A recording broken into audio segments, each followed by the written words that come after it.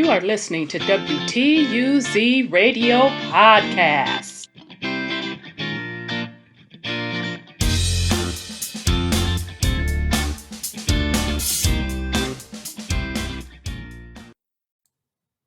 Welcome to WTUZ Radio Podcast. I am your host, Rhonda, and we are picking back up on our series, Black Royal Bloodlines and Rulers. We are on part 6.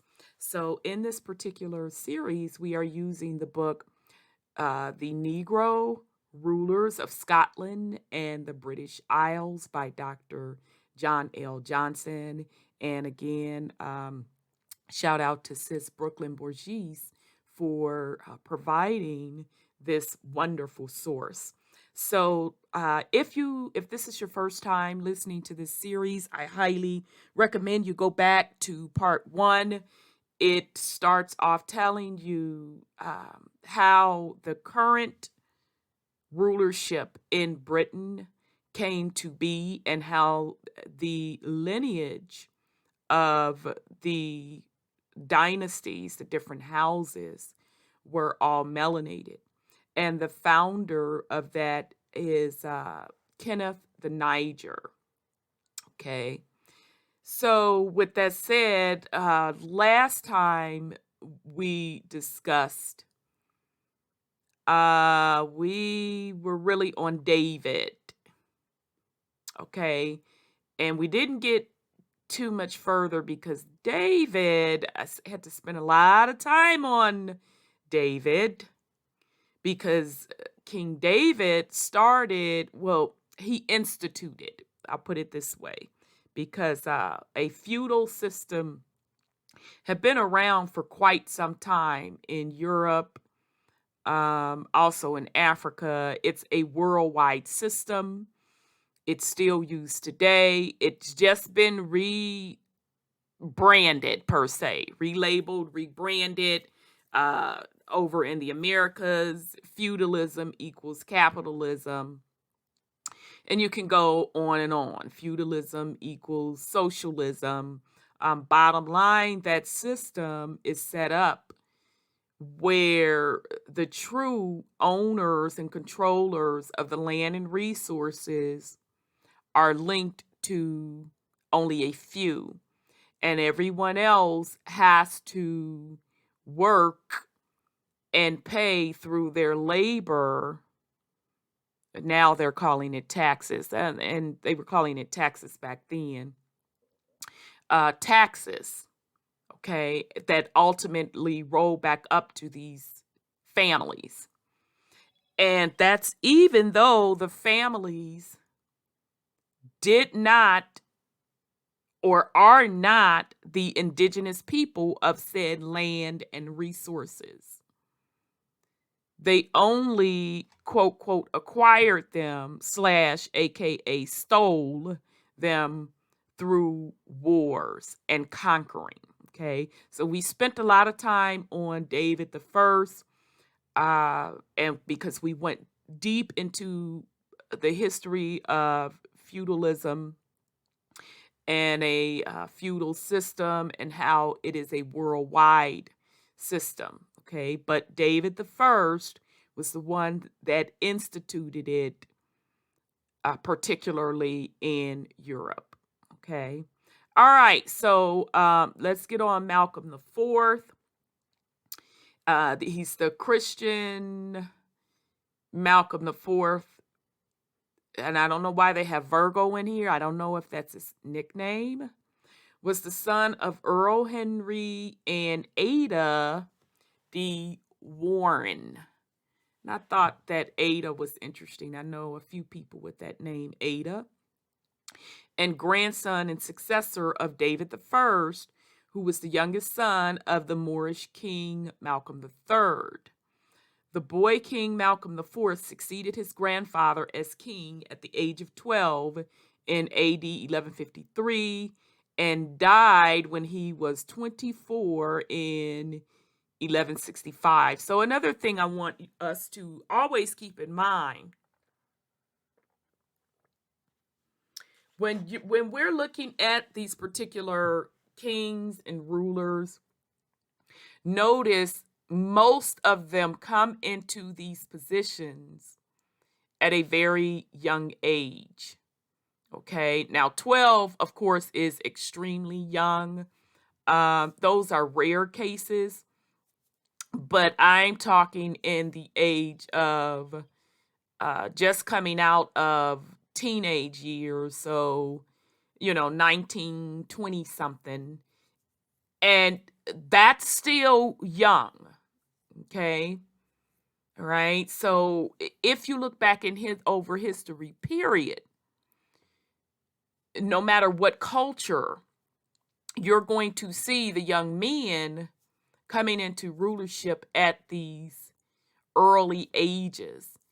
And that is because of all of the continuing perpetual warring that goes on.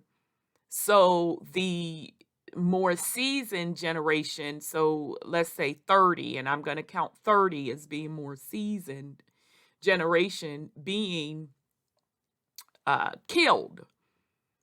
Okay, so that forced the next men in line, which would be the younger generation, to step in that role.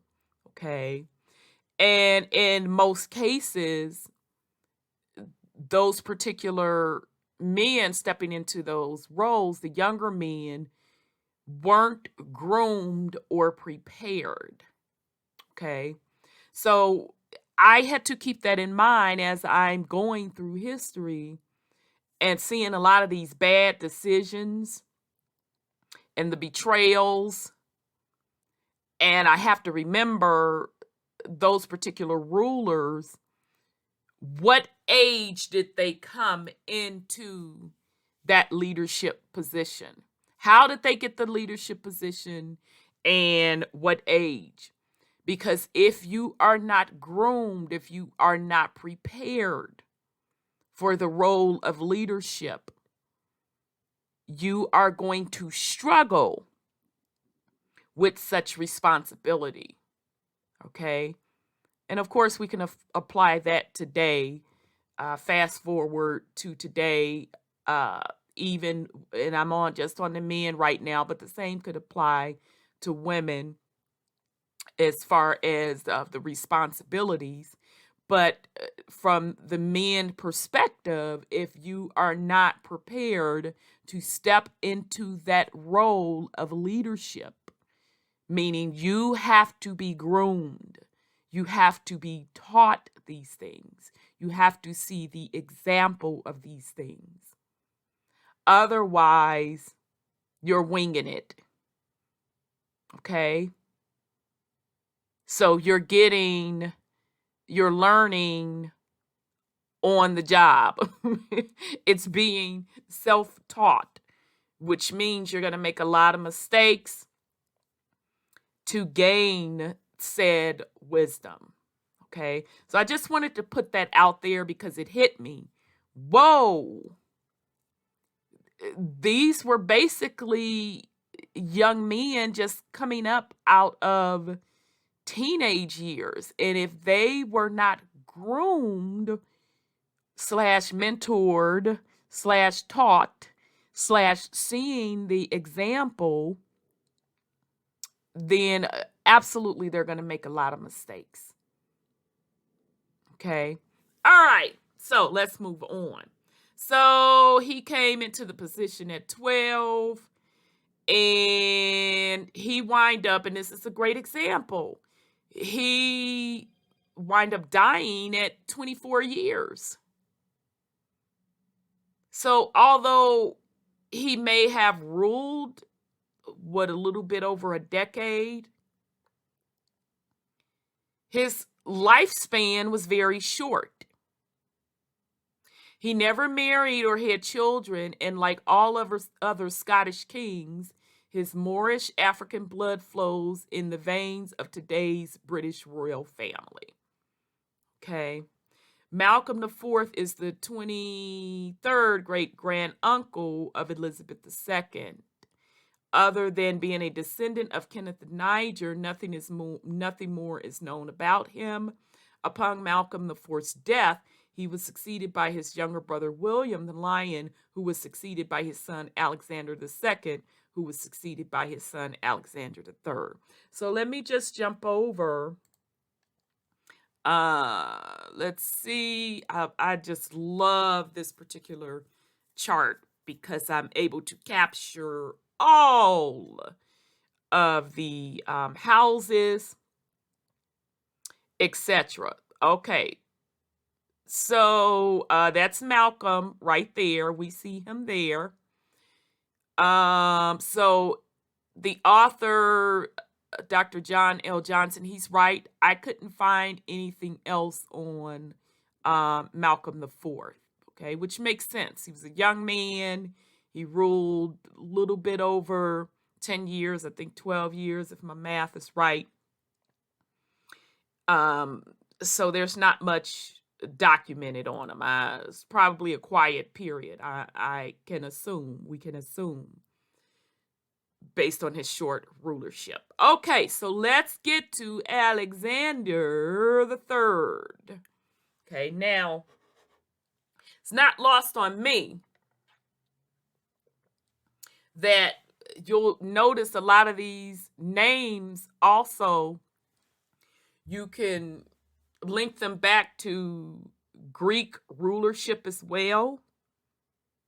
Okay, because what we have to realize that when you're talking about an empire, you're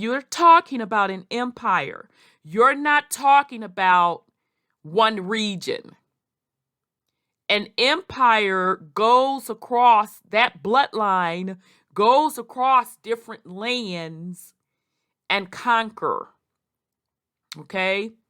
So meaning, and we could use the Moorish out of North Africa per se. Okay? Or let's use the Egyptians. Okay? That bloodline going to different territories conquering. So the Egyptians to the Greeks to the Romans, and then you get into Europe, and then you also have to kind of cross-reference how that empire interacted with the Asian empires, because Asia and Europe, you can kind of do some research and see how even those particular battles went back and forth. And as these empires are building, they either marry into these other bloodlines or they wipe out these other bloodlines, etc. So when you're doing this particular research, pay attention to the names as well. You'll see the similarities because more than likely they're linked to these bloodlines as well. All right, so Alexander III, the Christian Alexander III, was the son and successor of Alexander II. The young lad, see, here we go. The young lad became king at the age of 7. Child, really, 7? And married Margaret, the daughter of King Henry III of England, when he was only 10 years old. Child, so before I get into him, let me just jump back, because our last one was Malcolm IV. So let me just jump back.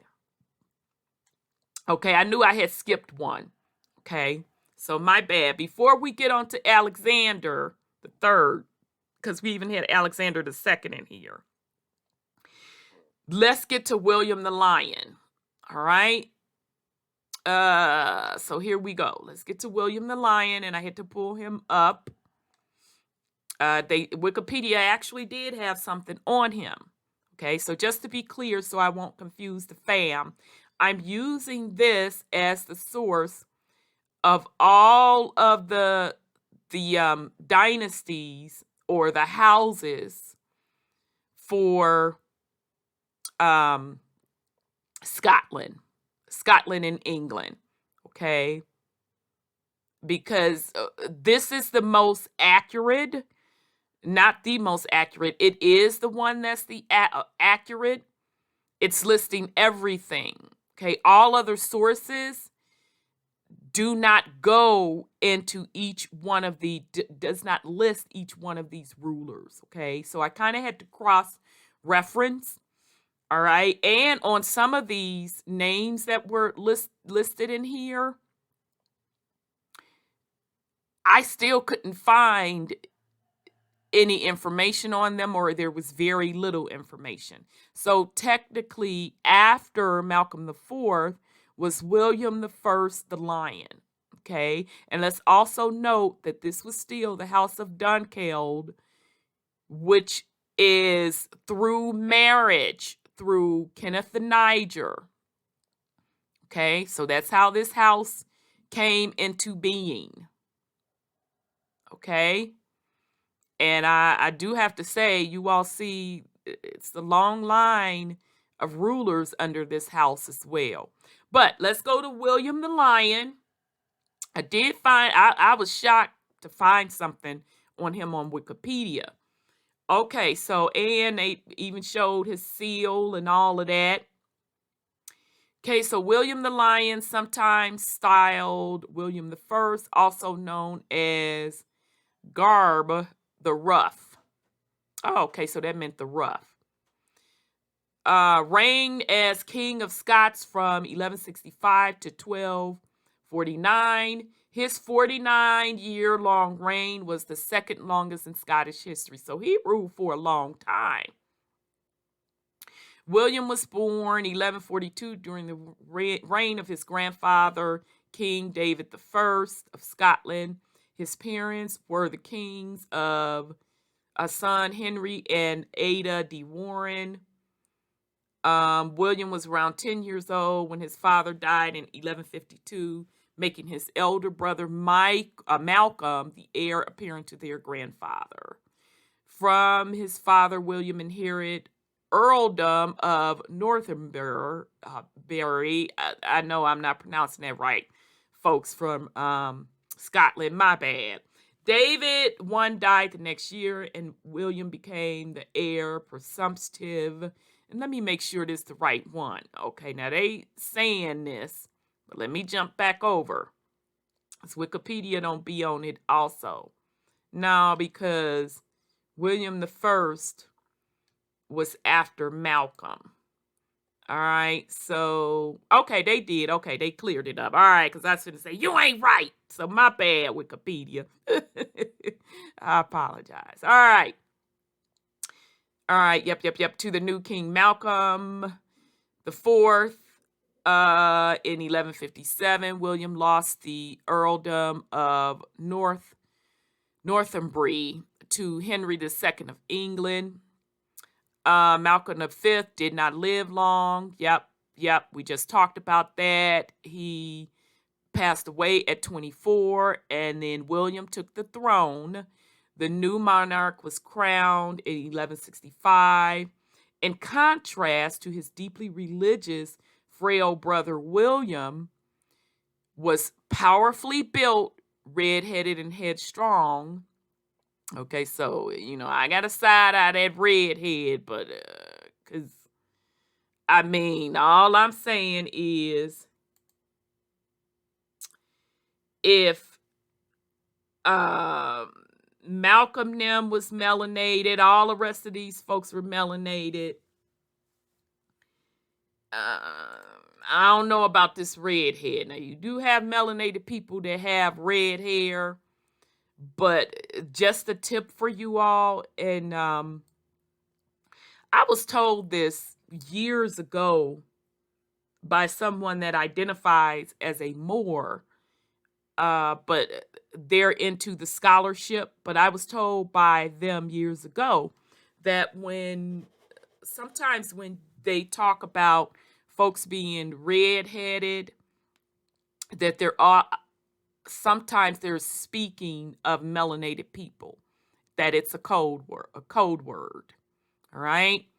So I don't know if William the Lion was literally a melanated man with red hair, or if it's code for meaning he was melanated.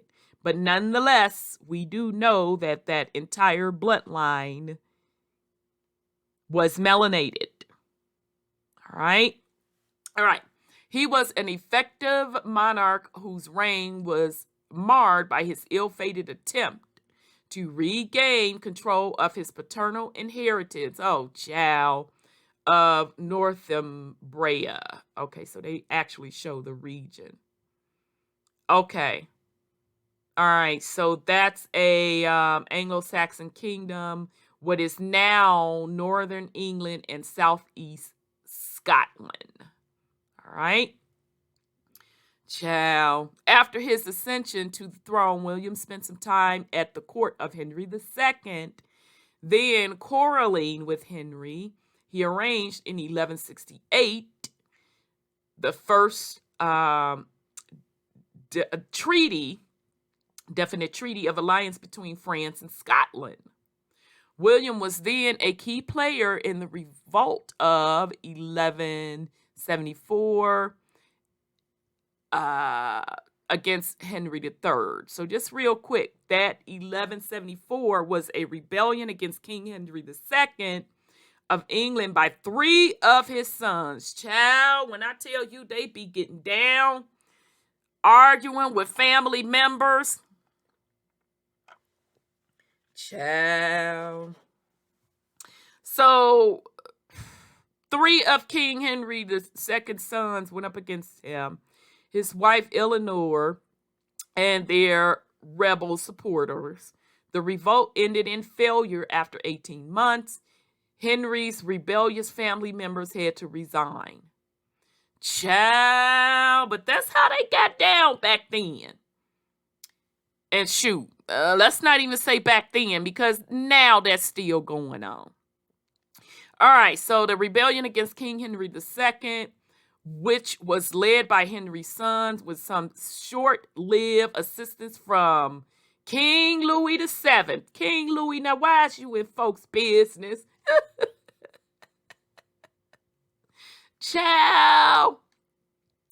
In 1174, at the Battle of Alnwick, during a raid in support of the revolt, William recklessly charged the English troops himself, shouting, "Now we shall see which of us are good knights." He was unhorsed and now he didn't talk to all that stuff. And got unhorsed and captured by Henry's troops and taken into chains to Newcastle, then Northampton, and then transferred to Falaise in Normandy. Henry then sent an army to Scotland and occupied it.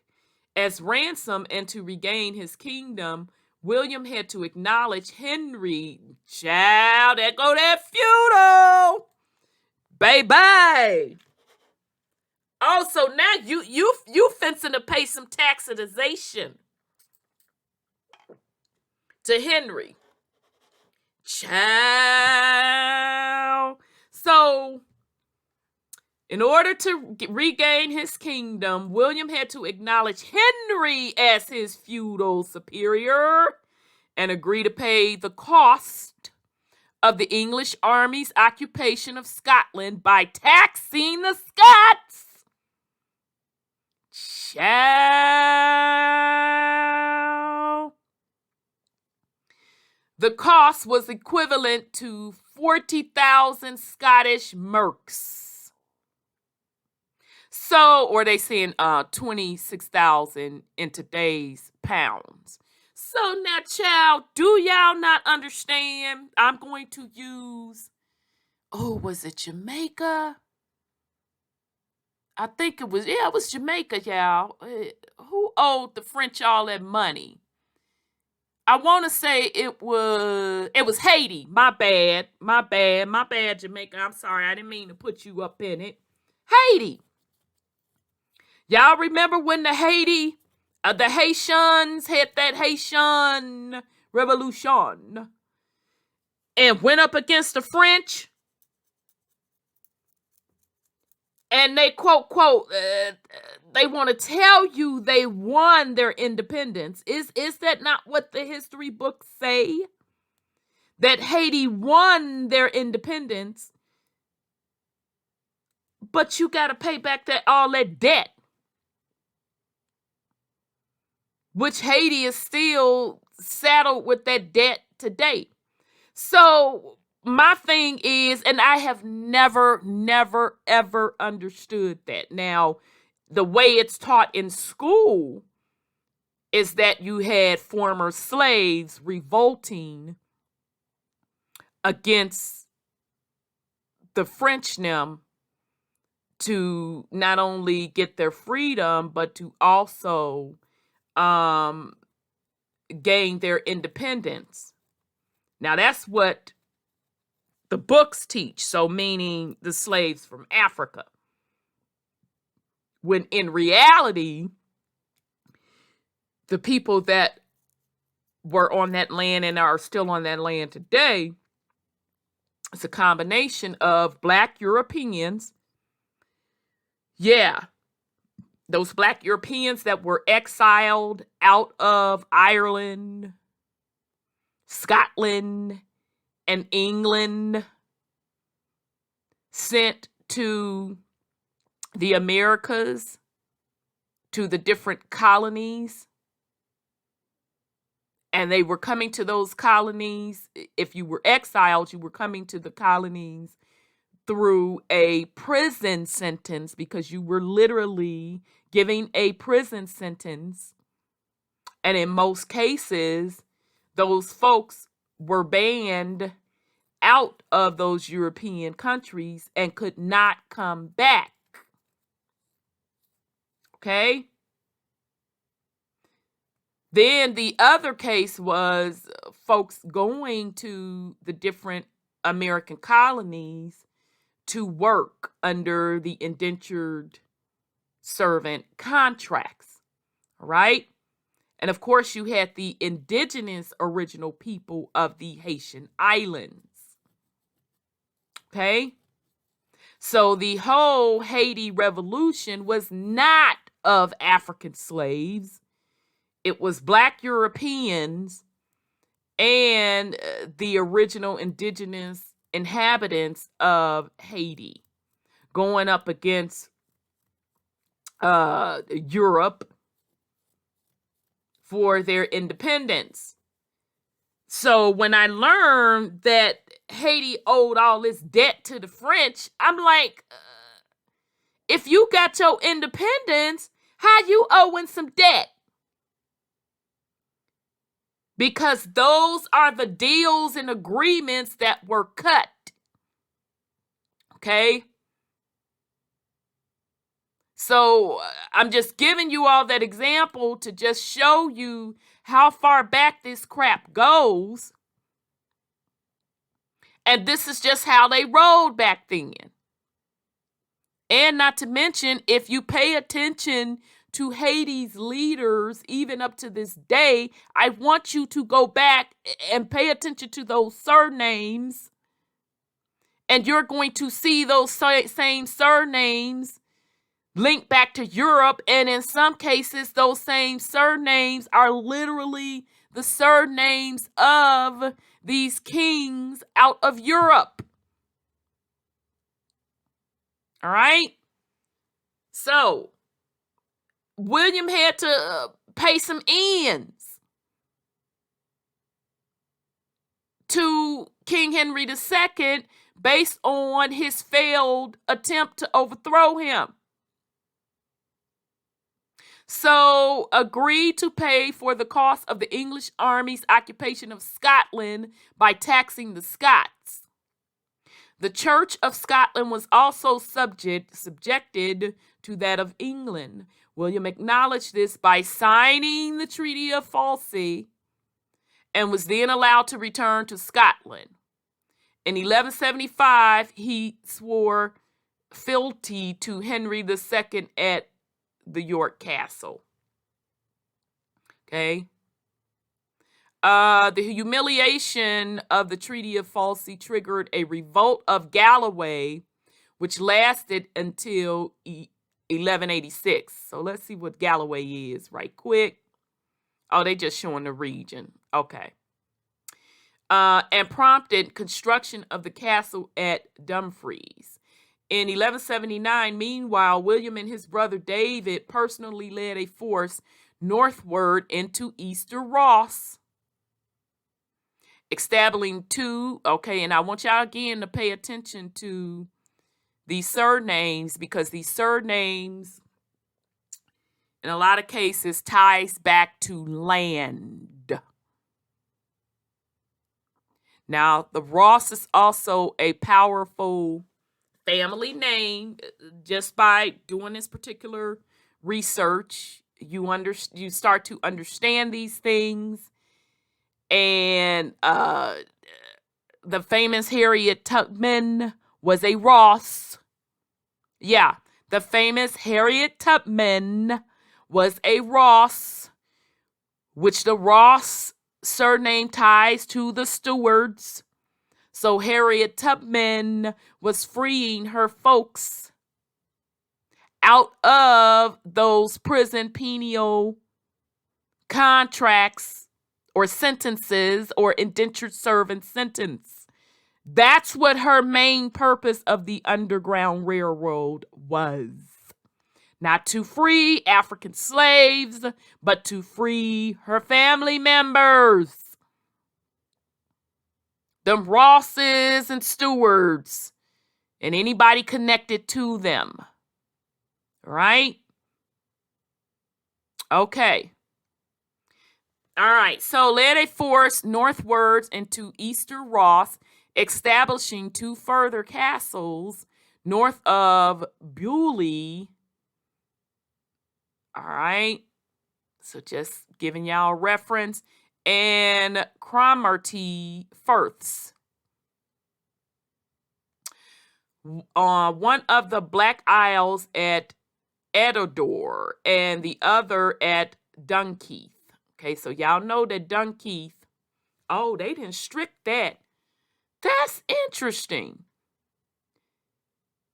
So I only highlighted Dunkeith because it reminds me of the House of Dunkeld. That's why I highlighted it. But I don't know why somebody got rid of that page. And anyway, near the mouth of Cromarty Firth opposite. All right, so I'm trying to see if I want to read the rest of that. Okay, so they're just going into who took over Ross. I do want to read this part, though. William also quarreled with Pope Alexander III and arose out of a double choice for the vacant Bishop of St. Andrews. The king put forth his chaplain, Hugh, while the Pope supported the Archdeacon John Scotus, who had been canonically elected.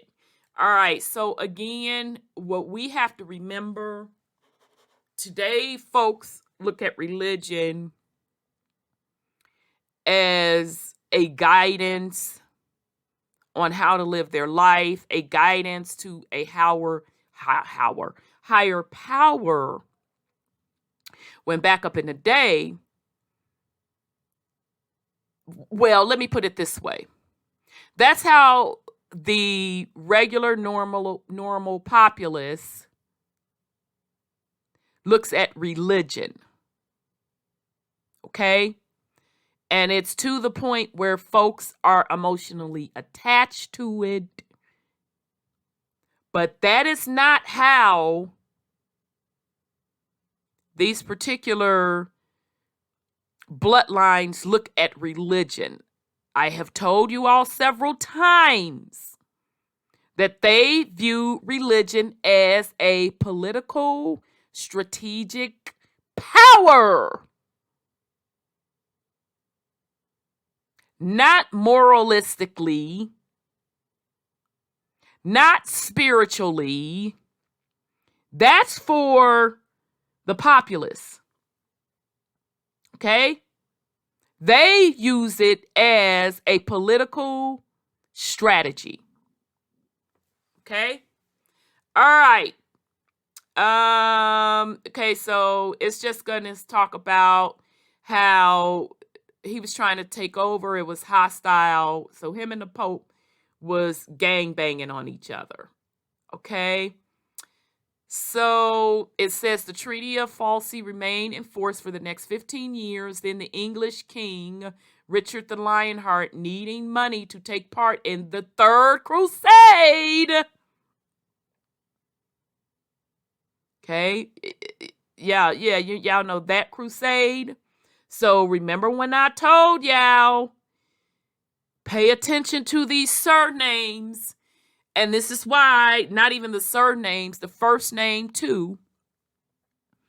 This is why you can see these names across several other empires. It's because these folks are related and they go around conquering land and resources through wars, and how they want to pretty something up calling it a crusade. Okay? So now Richard the Lionheart, he needed money to take part in going taking somebody else's stuff, called a Third Crusade, agreed to terminate the Treaty of Falaise. In return, for 10,000 silver marks, which is equal to 6,500 pounds today. And this was in 1189. And I'm going to tell y'all something. For folks that go around taking other people's resources and land, they stay the brokest. And so they're hedging assets to acquire more assets. And maybe that's a better way to look at it as well. Kind of like billionaires do today, where they really don't use all of, let's say if I'm going to buy a business for millions of dollars, I could literally afford to just outright pay for that in cash. But hey, I want to keep my cash flow a certain way. So instead, I hedge other assets. I can put other assets up for collateral and use it as collateral and pay that stuff off in payments. Or I can swap out assets. Okay, well, I want to buy this, but I'll give you this. Or in his case, all right, I need this money, so I'll let you this treaty. Okay, so the same mindset is what I'm trying to say.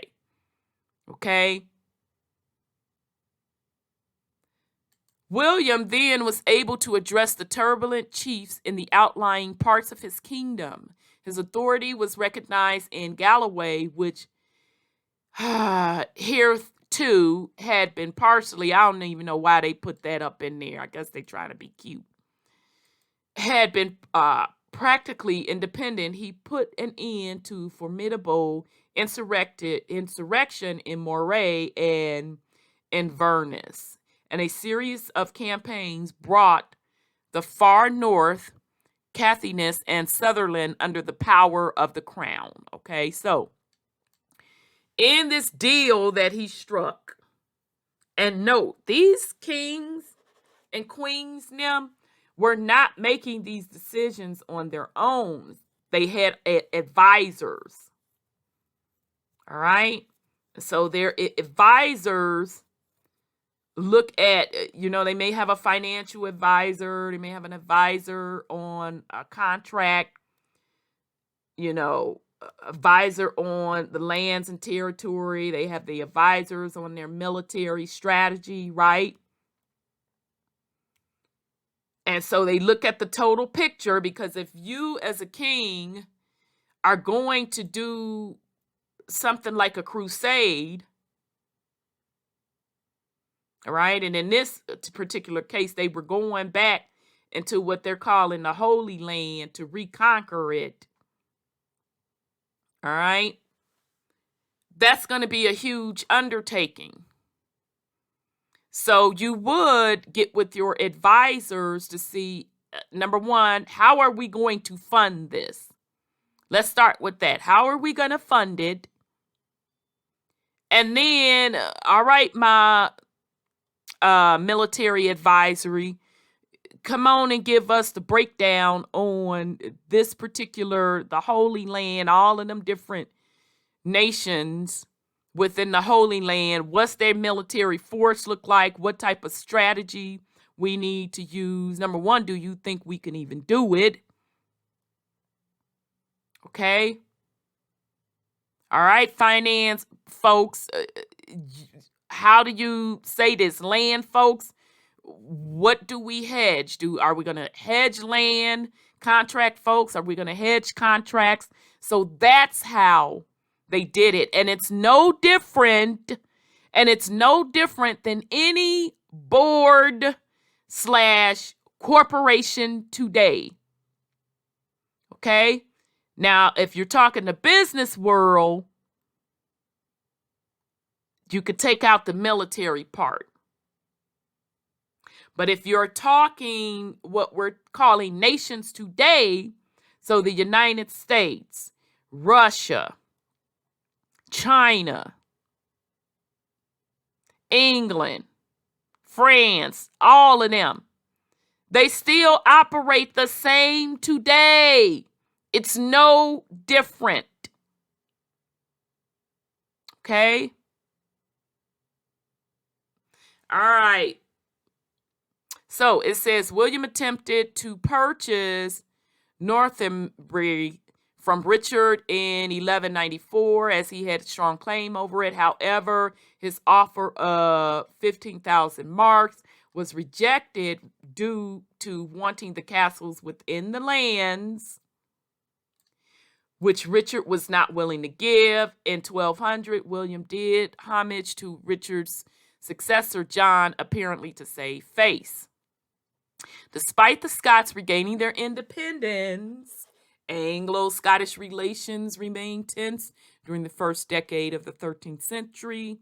In August 1209, King John decided to flex the English muscle by marching a large army to Northam near Berwick. I'm telling you, y'all, these names are just tripping me the heck out. Okay, I always knew they were Europe. But now it just all starts to blend together. There is a melanated, well-off neighborhood where I'm at, literally named Berwick. Okay, and one of the richest neighborhoods where I'm at, the name is Bexley, but it just still trips me out to see these names. But anyway, by marching a large army of Northam near Berwick in order to exploit the flagging leadership of the aging Scottish monarch, as well as promising a large sum of money, the ailing William agreed to his elder daughter marrying English nobles, and when the treaty was renewed in 1212. Okay, so again, we have to keep in mind also that marriage is a bargaining chip. So hence why I tell y'all, just because today folks running around regarding marriage as all about being up in love, and I'm not saying you shouldn't be in love. Absolutely be in love. Who wants to be with somebody that you ain't in love with? But you better be checking more boxes off than some love. Because marriage is still a business. Aligning of assets. Talking about legacy.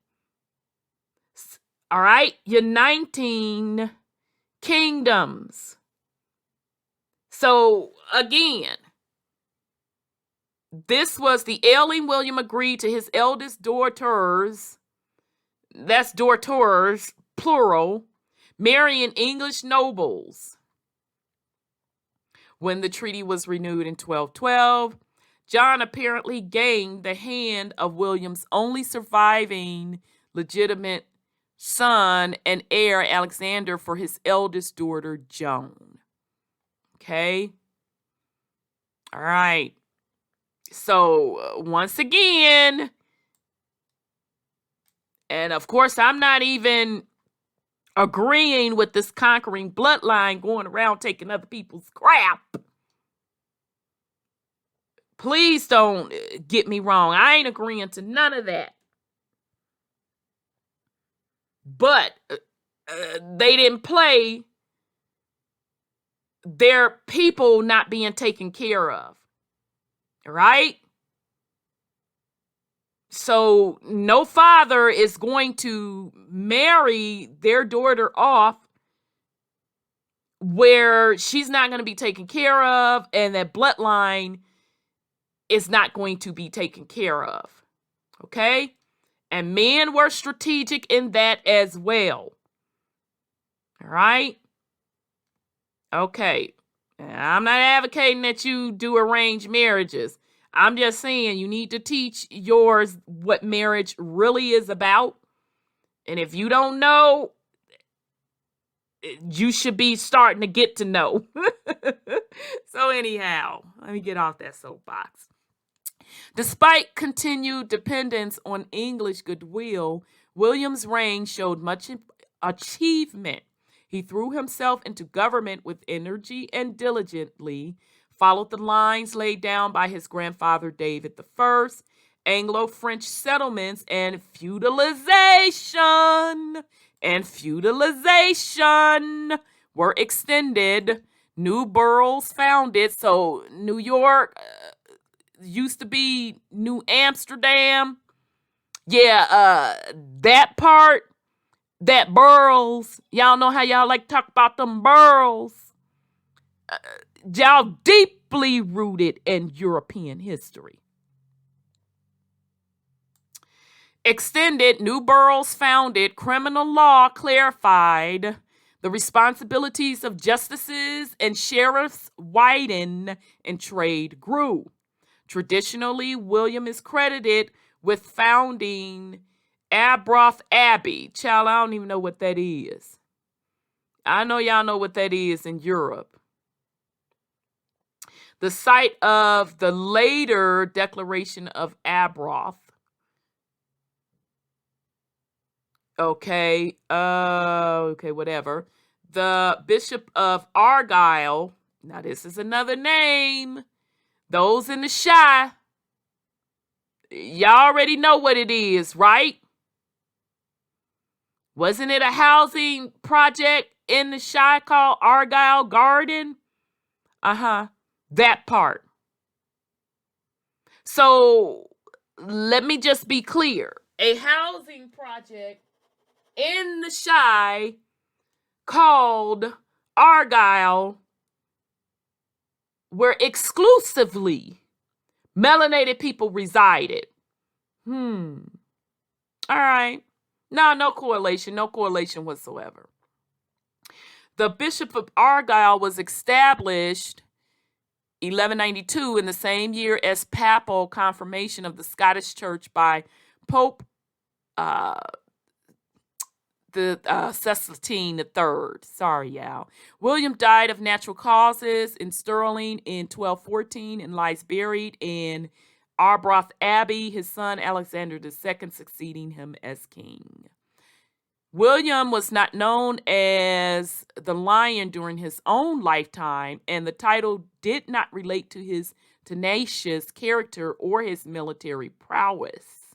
It was attached to him because, It was attached to him because of his flag or standard, a red lion rampant with a forked tail on a yellow background. So, in other words, the coat of arms or the flag. This was the substitution of a double treasure floor, counterfloor border instead of an orly. went to become the Royal Banner of Scotland. Oh, okay. But child, you could have said all of that at the beginning. So that's who that Royal Banner of Scotland is named. Okay, that's who it's fashioned after. Still used today, but quartered with those of England and Ireland. It became attached to him because of the chronicler John of Fordham called him the Lion of Justice. Okay, so Wikipedia, y'all did a good job on this. Very, very good job. So let's just flip back real quick just to show you where he falls again, and under the House of Dunkeld. He comes after Malcolm IV. Remember, he only lived for a little short time. So William the Lion, I definitely wanted to go over him because he had a lot of stuff going on. Okay, so we're going to, now we can go to Alexander, and then we're going to stop with him. And we'll pick back up. So Alexander III, the Christian Alexander III, was the son and successor of Alexander II. The young lad became king at the age of 7 and married Margaret, the daughter of King Henry III of England, when he was only 10 years old. Alexander III's relationship with England was relatively peaceful, which allowed him to spend most of his youthful years fighting the dark-skinned Crom and Dorward families. The king is an ancestor of Elizabeth II through his ancient father, Kenneth the Niger. Okay, so remember, Kenneth the Niger started off the rulership in England and Scotland. The flamboyant king died at the age of 24 when his horse plummeted over a steep, rocky embankment during a night rainstorm.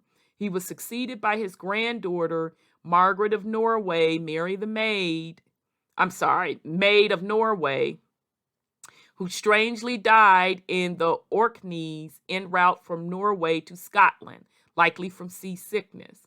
Margaret's death ended the Canmore dynasty, but her African Moorish blood continued to rule Scotland throne through her relative John Balliol.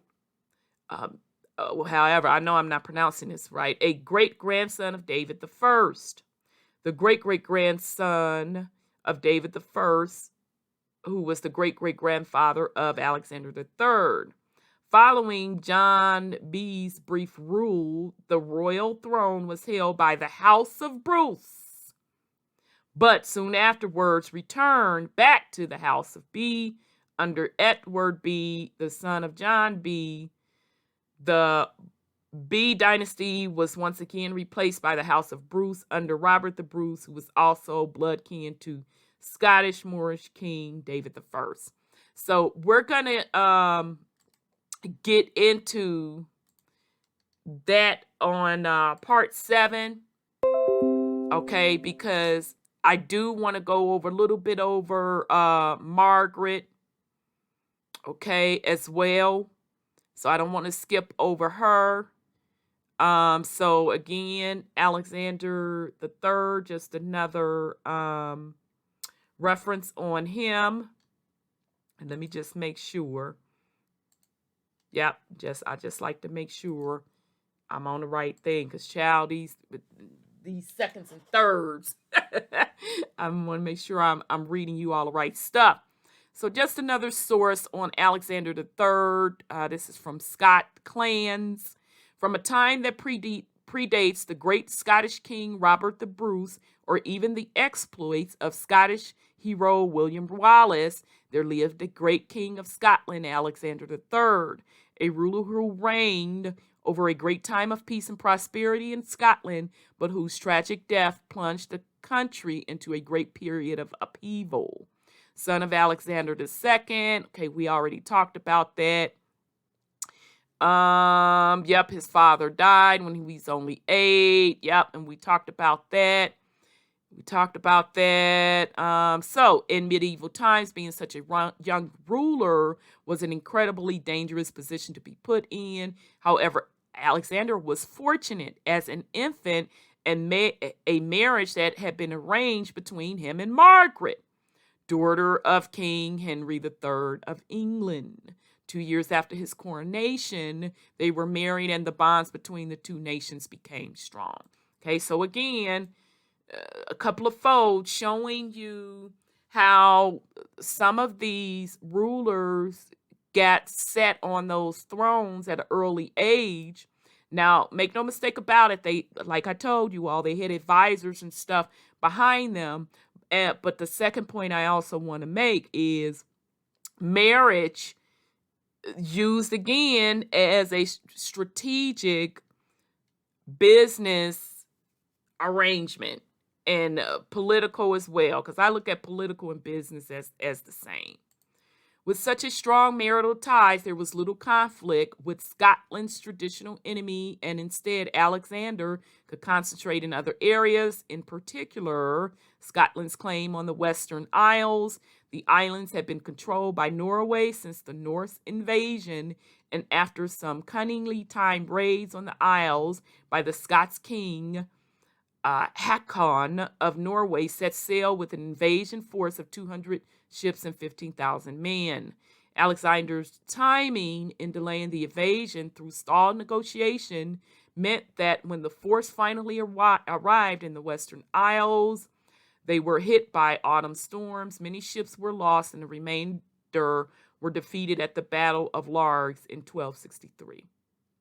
Okay, Hakon died returning from the battle, and in 1266, Hakon's successor concluded the Treaty of Perth, which gave the Isle of Man and the Western Isles to Scotland in return for payment.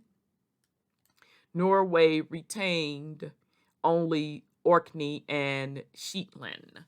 Okay, so we're going to stop there on Alexander III. So I thank you all for being patient with me, and also for being on this journey with me through this series.